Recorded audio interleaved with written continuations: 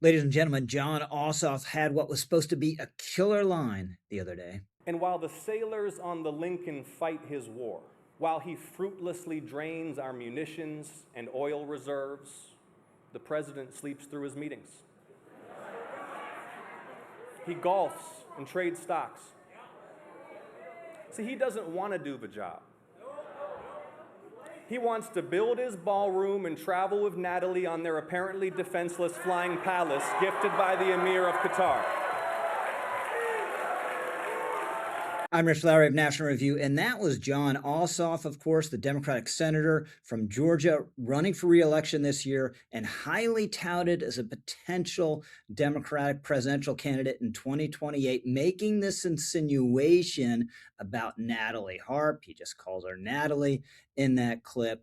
And I want to make the argument in this video, this is complete gutter politics. Perhaps it served his purposes, putting this chum in the water and getting attention for himself, or talking about him on this video right now, but is completely indefensible. And perhaps the foremost sign of that is that Ossoff himself hasn't been able to defend it. Going to get to that in a minute. But first of all, who is Natalie Harp? She is the executive assistant to President Trump. She is always at his side, as you would expect of a person in that role. And she first came to his attention telling her personal story. Here's some of that. Because I wouldn't be alive today if it wasn't for you. About 5 years ago, I was the victim of a notoriously deadly medical error. I survived, but only to be diagnosed with a rare and terminal bone cancer. And when I failed the chemotherapies that were on the market, no one wanted me in their clinical trials. I'd make them look bad. They didn't give me the right to try experimental treatments, Mr. President. You did. And without you, I'd have died waiting for them to be approved. So as we heard there, she was directly addressing President Trump in that speech. As you can imagine, he loves this story. He loves this message. She becomes part of his inner circle and then takes this very important role on of being his assistant and getting him the media he wants to consume in the format he wants to consume. For someone who's been so adept at social media, he likes reading things printed out. So she carries around a printer, and anything she thinks is going to interest him or that people send to her to get to him, she prints out. I don't know her personally. People I know who know her say she's completely delightful. That's what we've seen from people who know her, have been writing about this the last couple of days. I've only texted with her occasionally, as so many other people have. But why is she being singled out by John Ossoff, right? There's one reason. She's a young, attractive woman. And now we know Donald Trump in the past has not been faithful in his marriages, but there's no reason to believe there's an illicit relationship here. John Ossoff has zero evidence of such a thing. He is just creating this impression because she's a young woman in proximity to the president of the United States. And in any other circumstance, right, if this were reversed and it was people on the right doing this to a Democratic president, it would be denounced as sexism, as a terrible injustice to this young woman. But by and large, that has not been the reaction. Here's a Wall Street Journal headline: White House aide Natalie Harp is at the center of messy brawl. Center of a messy brawl. Well, that's one way to put that she was the subject of McCarthyite attack by a powerful male, which again is kind of the terms that would typically be used in this kind of controversy. Then there's the Washington Post. What to know about Natalie Harp, the Trump aide whom Ossoff put in the spotlight? Put her in the spotlight? Yeah, he did. That's a pretty generic way of putting it. He could have put her in the spotlight in all sorts of ways. He could have said he doesn't like the kind of information that he understands Natalie Harp is giving to the president. He could have mentioned her in a litany of enablers.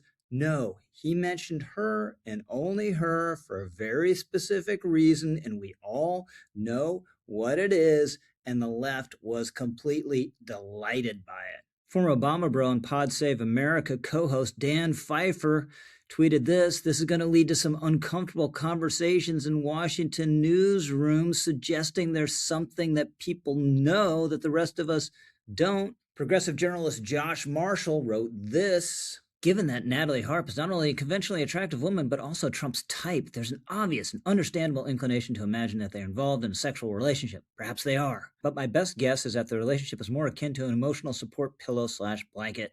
If they're having an affair, mostly, who cares?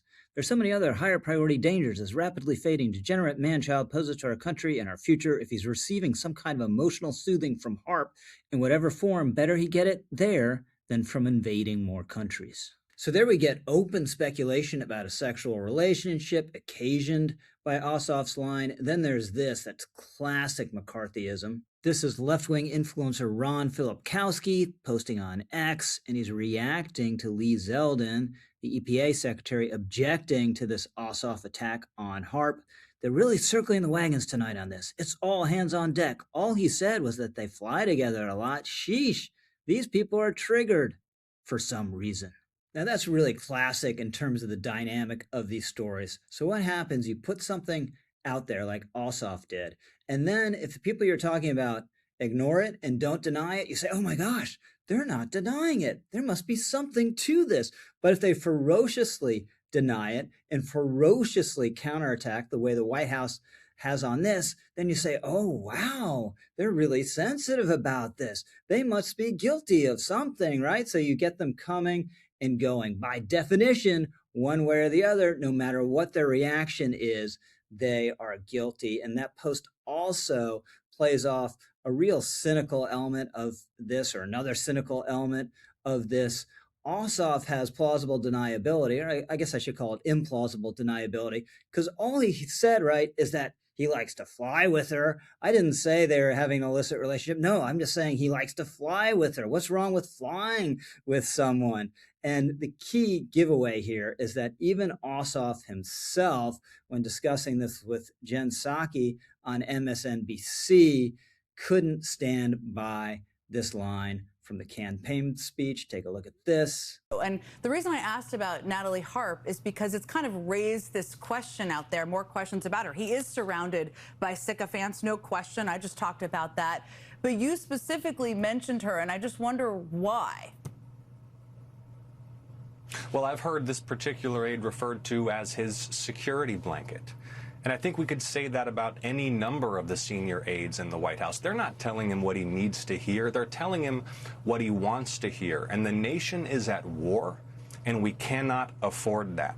We need a team in the White House. We need folks at the State Department, at the Defense Department, in the United States Congress who take their jobs seriously. Okay, fine, but that's not what he said in the viral clip. With Psaki, and at least she asked this question, he mentions a litany of aides and makes this critique. I don't think it's true, but this is a critique you can make, that they're not serious about their jobs. That's not what he did in his campaign clip. He didn't mention anyone else and just left it out there about Natalie in order to create this innuendo. So what can you really say about this legitimately? Well, you can say Donald Trump, all things considered, prefers being around attractive women. That's not news. We already knew that. You can say Natalie Harp has this really deep, abiding personal loyalty to Trump. The New York Times has reported about letters she's left him that are very intense, but that doesn't mean there's anything illicit going on. And there is also this plane switcheroo that Trump had to do in Turkey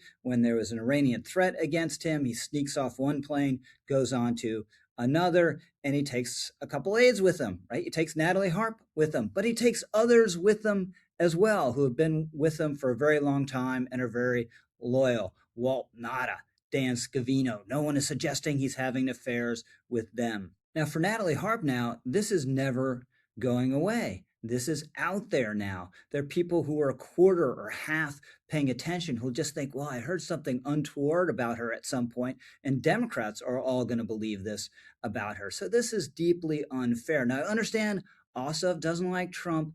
You don't have to like Trump. You can make all sorts of harsh criticism of Donald Trump. That is totally above board. That is how our politics works in a democratic society. But why do this to a young woman? What did Natalie Harp do to deserve this? A decent person does not do this. John Ossoff was perfectly fine doing it, which perhaps, unfortunately, may show that he has what it takes to thrive in contemporary democratic politics. Hey, by the way, comment, like, subscribe. I promise you won't regret it. I'm Rich Lowry, over and out.